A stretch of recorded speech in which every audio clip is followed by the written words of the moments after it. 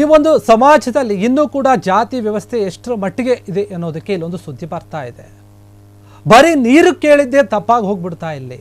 ನೀರು ಕೇಳಿದ್ದಕ್ಕೆ ದಲಿತ ಯುವಕನ ಕೊಲೆ ಹಾಕಿದೆ ಈ ಒಂದು ವಿಚಾರದಲ್ಲಿ.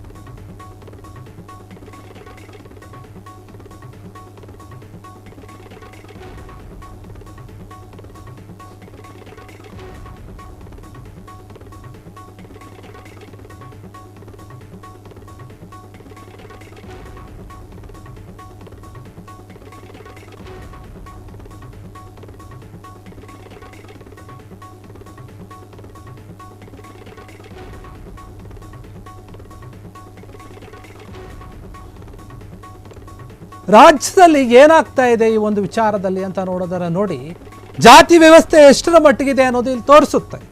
ಬರೀ ನೀರು ಕೇಳಿದ್ದೆ ತಪ್ಪಾಗೋಯ್ತಾ ಹಂಗಾದ್ರೆ ಆ ವ್ಯಕ್ತಿ? ನೀರು ಕೇಳಿದಕ್ಕೆ ದಲಿತ ಯುವಕನ ಕೊಲೆಯಾಗಿದೆ. ಇದು ನಡೆದಿರುವಂಥದ್ದು ಗೃಹ ಸಚಿವರ ಒಂದು ಜಿಲ್ಲೆಯಲ್ಲೇ. ಈ ಒಂದು ಅಮಾನವೀಯ ಒಂದು ಘಟನೆ ಏನಿದೆ, ಈ ಘಟನೆ ಡಾಕ್ಟರ್ ಜಿ ಪರಮೇಶ್ವರ್ ಅವರ ಜಿಲ್ಲೆಯಲ್ಲಿ ನಡೆದಿರುವಂಥದ್ದು. ಗೃಹ ಮಂತ್ರಿಗಳು ನೀರು ಕೇಳಿದ ದಲಿತ ಸಮುದಾಯದ ವ್ಯಕ್ತಿಯನ್ನು ಕೊಚ್ಚಿ ಕೊಲೆ ಮಾಡಲಾಗಿದೆ. ತುಮಕೂರು ಜಿಲ್ಲೆಯ ಮಧುಗಿರಿ ತಾಲೂಕಿನ ಪೋಲೇನಹಳ್ಳಿಯಲ್ಲಿ ನಡೆದಿರುವಂತಹ ಘಟನೆ ಇದು. ನೀರು ಕೇಳಿದ ದಲಿತ ಸಮುದಾಯದ ಆನಂದ್ ಕಗ್ಗೊಲೆಯಾಗಿ ಹೋಗ್ಬಿಟ್ಟಿದ್ದಾರೆ. ಯಾಕಂದ್ರೆ ಮನೆ ಬಳಿ ಏನಿತ್ತು ಅಲ್ಲಿ ನೀರು ಬರ್ತಿರ್ಲಿಲ್ಲ, ಅದನ್ನು ಪ್ರಶ್ನೆ ಮಾಡಿದ್ದ. ಇದು ಜೋರು ಗಲಾಟೆಗೆ ತಿರುಗಿ ದಲಿತ ಯುವಕನ ಕೊಲೆ ಆಗ್ಬಿಟ್ಟಿದೆ. ಬೆಲ್ ಕಲೆಕ್ಟರ್ ರಾಮಕೃಷ್ಣಪ್ಪ, ಗ್ರಾಮ ಪಂಚಾಯತಿ ಸದಸ್ಯ ನಾಗೇಶನಿಂದ ಈ ಒಂದು ಕೃತ್ಯ ನಡೆದಿರುವಂಥದ್ದು. ಮಚ್ಚು ದೊಣ್ಣೆಗಳಿಂದ ಹಲ್ಲೆ ಮಾಡಿ ಜೀಪ್ನಿಂದ ಗುದ್ದಿ ಕೊಲೆ ಮಾಡಿರುವಂಥದ್ದು. ಯಾವ ಮಟ್ಟಿಗೆ ಸಮಾಜ ಹೋಗ್ತಾ ಇದೆ ಅಂತ ಕೊಡಗೇನಹಳ್ಳಿ ಪೊಲೀಸರ ತನಿಖೆಯನ್ನು ಮಾಡ್ತಾ ಇದ್ದಾರೆ. ನಾಗೇಶ್ ಎಂಬಾತನನ್ನು ಈಗಾಗಲೇ ಬಂಧಿಸಿದ್ದಾರೆ. ಉಳಿದ ಆರೋಪಿಗಳ ಪತ್ತೆಗೆ ಬಲೆಯನ್ನು ಬೀಸಿದ್ದಾರೆ ಪೊಲೀಸರು. ನೋಡಿ, ಗೃಹ ಸಚಿವರು ಗಮನಿಸಬೇಕು ಈ ಒಂದು ಸುದ್ದಿಯನ್ನ. ಅವರ ಜಿಲ್ಲೆಯಲ್ಲೇ ಈ ರೀತಿಯಾದಂತಹ ಒಂದು ಘಟನೆ ನಡೆದಿದೆ ಅಂದ್ರೆ ಏನಾಗ್ತಾ ಇದೆ ಅಲ್ಲಿ? ಬರೀ ನೀರು ಕೇಳಿದ್ದು. ಆತೇನು ಬಂಗಾರ ಬೆಳ್ಳಿ ಏನು ಕೇಳಿಲ್ಲ, ದುಡ್ಡು ಕೇಳಿಲ್ಲ, ಆಸ್ತಿ ಕೇಳಿಲ್ಲ, ಹಣ ಕೇಳಿಲ್ಲ, ಏನೂ ಕೇಳಿಲ್ಲ. ಬರೀ ನೀರು ಕೇಳಿದ್ದು. ಅದಕ್ಕೋಸ್ಕರ ಆತನ ದೊಣ್ಣೆಯಿಂದ ಹೊಡೆದಿದ್ದಲ್ಲದೆ ದೊಣ್ಣೆ ಮಚ್ಚುಗಳಿಂದ ಜೀಪ್ನಿಂದ ಗುದ್ದಿ ಸಾಯಿಸಿರೋದಂತೆ. ಕೊಡಗೇನಹಳ್ಳಿ ಪೊಲೀಸರು ತನಿಖೆ ಮಾಡ್ತಾ ಇದ್ದಾರೆ. ನಾಗೇಶ್ ಅನ್ನೋತನ್ನು ಬಂಧಿಸಿದ್ದಾರೆ. ಬಿಲ್ ಕಲೆಕ್ಟರ್ ಆಗಿದ್ದಂತಹ ರಾಮಕೃಷ್ಣಪ್ಪ, ಗ್ರಾಮ ಪಂಚಾಯತಿ ಸದಸ್ಯ ನಾಗೇಶ, ಇವರಿಬ್ಬರು ಈ ಒಂದು ಕೃತ್ಯವನ್ನು ಎಸಗಿರುವಂಥದ್ದು. ಗ್ರಾಮ ಪಂಚಾಯತಿಯ ಸದಸ್ಯ ಆಗಿ ಇಂಥ ಒಂದು ಕೆಲಸವನ್ನು ಮಾಡ್ತಾನೆ ಅಂದರೆ, ಆ ಬಿಲ್ ಕಲೆಕ್ಟರ್ ಆಗಿರುವಂತಹ ವ್ಯಕ್ತಿ ಈ ಥರ ಮಾಡ್ತಾರೆ ಅಂತಂದರೆ ಅವ್ರಿಗೆ ಯಾರೋ ಒಂದು ಭಯ ಇಲ್ವಾ? ಅಥವಾ ನಮ್ಮಿಂದ ಯಾರೋ ಒಬ್ರು ಇದ್ದಾರೆ, ನಾವೇನು ಮಾಡಿದ್ರು ನಡೆಯುತ್ತೋ ಅನ್ನೋ ರೀತಿಯಲ್ಲಿ ಏನಾದರೂ ಅವ್ರ ತಲೆ ಹೋಗ್ಕೊಂಡಿದ್ಯಾ? ಒಬ್ಬ ವ್ಯಕ್ತಿ ಬರೀ ನೀರು ಕೇಳೋದಕ್ಕೆ ಈ ರೀತಿ ನೀವು ಮಾಡ್ತಾ ಇದ್ದೀರಿ ಅಂತಂದರೆ ಬೇರೆ ಏನಾದರೂ ಕೇಳಿದ್ರೆ ಏನು ಗತಿಯಲ್ಲಿ? ಹಾಗಾದರೆ ಏನೂ ಕೇಳಿದ್ರೆ ಸುಮ್ಮನೆ ಇರಬೇಕಾ? ಏನೂ ಪ್ರಶ್ನೆ ಮಾಡಬಾರ್ದ ಜನ?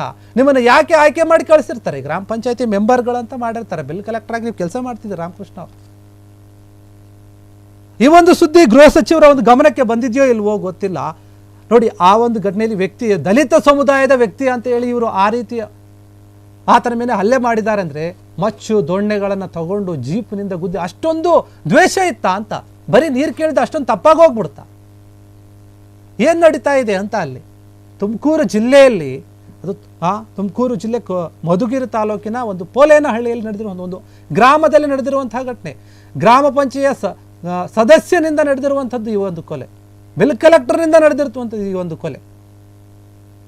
ಗೃಹ ಸಚಿವರು, ರಾಜ್ಯದ ಗೃಹ ಸಚಿವರಾಗಿರುವಂಥವರು ಕೂಡ ತುಮಕೂರು ಜಿಲ್ಲೆಯವರೇ.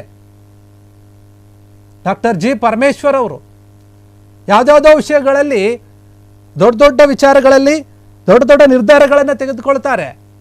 ಅವರ ಒಂದು ಜಿಲ್ಲೆಯಲ್ಲೇ ನಡೆದಿರುವಂಥ ಈ ಒಂದು ಘಟನೆಗೆ ಅವರು ಯಾವ ರೀತಿ ಕ್ರಮ ತಗೊಳ್ತಾರೆ? ಒಬ್ಬ ದಲಿತ ಯುವಕನ ಮೇಲೆ, ದಲಿತ ಎನ್ನುವಂಥ ಒಂದು ಕಾರಣಕ್ಕೆ ಪ್ರಶ್ನೆ ಮಾಡಿದ್ದಕ್ಕೆ ಈ ರೀತಿ ಹಲ್ಲೆ ಮಾಡ್ತಾರೆ, ಕೊಲೆ ಮಾಡ್ತಾರೆ ಅಂದರೆ ನಾಳೆ ಇನ್ನೊಬ್ರು 10 ಜನ ಪ್ರಶ್ನೆ ಮಾಡ್ತಾರೆ ಬೇರೆ ಬೇರೆ ಕೆಲಸಗಳಲ್ಲಿ. ಹಾಗಾದ್ರೆ ಅವ್ರನ್ನೂ ಇವರು ಕೊಲೆ ಮಾಡ್ತಾ ಹೋಗ್ತಾರಾ? ಕೇಳಿದವ್ರನ್ನೆಲ್ಲರನ್ನೂ ನೀವು ಕೊಲೆ ಮಾಡ್ತೀರಾ? ಹಾಗಾದ್ರೆ ಅಲ್ಲಿನ ಅಧಿಕಾರಿಗಳು, ಪೊಲೀಸ್ ಇಲಾಖೆ, ಸಂಬಂಧಪಟ್ಟವರು ಇದ್ರ ಬಗ್ಗೆ ತನಿಖೆ ಮಾಡಬೇಕು. ಅವರು ಅಷ್ಟರ ಮಟ್ಟಿಗೆ ಕೊಲೆ ಮಾಡೋ ಮಟ್ಟಿಗೆ ಹೋಗಿದ್ದಾರೆ ಅಂದ್ರೆ ಆ ಒಂದು ವ್ಯಕ್ತಿ ಬೇರೆ ಏನಾದರೂ ಮಾತಾಡಿದ್ನ? ಇಲ್ಲ ತಾನೆ, ಬರೀ ನೀರು ತಾನೇ ಕೇಳಿದ್ದು. ಬರೀ ನೀರು ಕೇಳಿದ್ದೆ ತಪ್ಪಾಗಿ ಹೋಗ್ಬಿಡ್ತು ಅಂದರೆ ಇನ್ನೇನು ಮಾಡಬೇಕು ಅಂತ ಗೃಹ ಸಚಿವರ ಒಂದು ಜಿಲ್ಲೆಯಲ್ಲೇ ಈ ರೀತಿಯಾದಂಥ ಒಂದು ಅಮಾನವೀಯವಾದಂಥ ಒಂದು ಘಟನೆ ನಡೆದಿದೆ. ನೀರು ಕೇಳಿದಂತಹ ದಲಿತ ಸಮುದಾಯದ ವ್ಯಕ್ತಿಯನ್ನು ಕೊಚ್ಚಿ ಕೊಲೆ ಮಾಡಿರುವಂಥದ್ದು. ಕ್ಷಣ ಕ್ಷಣದ ಸುದ್ದಿಗಳಿಗಾಗಿ ಫ್ರೀಡಂ ಟಿವಿ ಸಬ್ಸ್ಕ್ರೈಬ್ ಮಾಡಿ, ಲೈಕ್ ಮಾಡಿ ಹಾಗೂ ಫಾಲೋ ಮಾಡಿ. ಹೊಸ ಸುದ್ದಿಗಳ ನೋಟಿಫಿಕೇಶನ್ಗಾಗಿ ಬೆಲ್ ಐಕಾನ್ ಮೇಲೆ ಕ್ಲಿಕ್ ಮಾಡಿ.